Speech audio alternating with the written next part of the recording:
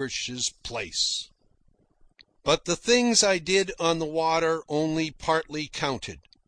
What completed everything and won for me the title of Prince of the Oyster Beds was that I was a good fellow ashore with my money, buying drinks like a man. I little dreamed that the time would come when the Oakland waterfront, which had shocked me at first, would be shocked and annoyed by the devilry of the things I did. But always the life was tied up with drinking. The saloons are poor men's clubs. Saloons are congregating places. We engaged to meet one another in saloons. We celebrated our good fortune or wept our grief in saloons. We got acquainted in saloons. Can I ever forget the afternoon I met Old Scratch, Nelson's father? It was in The Last Chance. Johnny Heinhold introduced us. That Old Scratch was Nelson's father was noteworthy enough. But there was more to it than that.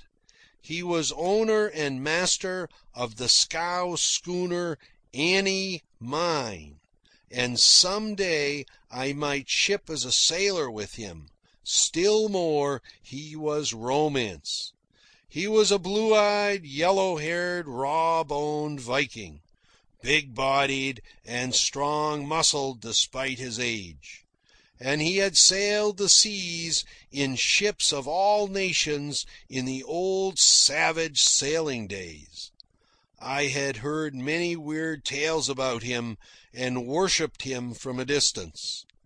It took the saloon to bring us together. Even so, our acquaintance might have been no more than a hand grip and a word — he was a laconic old fellow — had it not been for the drinking. "Have a drink," I said, with promptitude, after the pause which I had learned good form in drinking dictates. Of course, while we drank our beer, which I had paid for, it was incumbent on him to listen to me and to talk to me.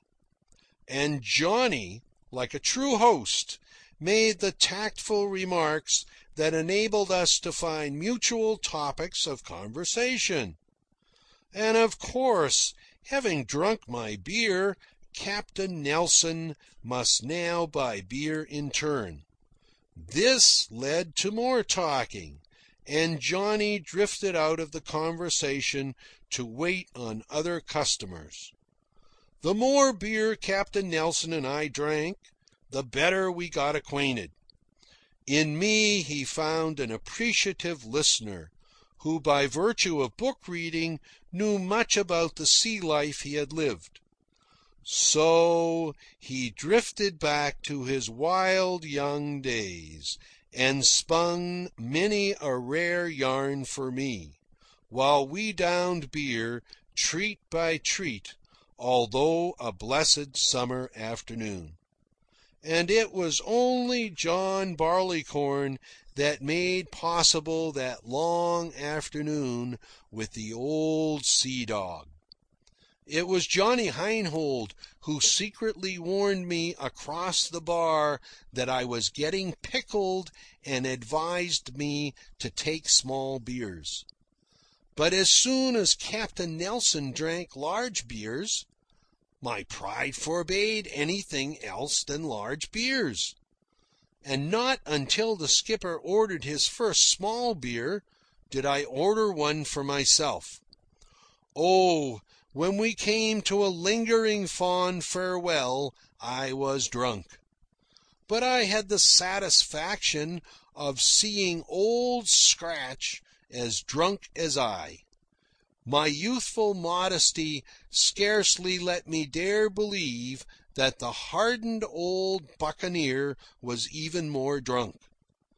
And afterwards, from Spider and Pat and Clam and Johnny Heinhold and others, came the tips that Old Scratch liked me, and had nothing but good words for the fine lad I was.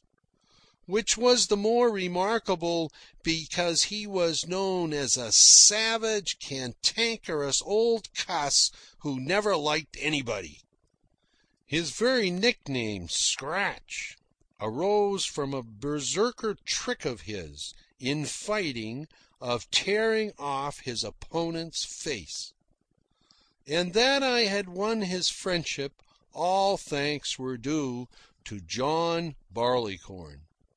I have given the incident merely as an example of the multitudinous lures and draws and services by which John Barleycorn wins his followers.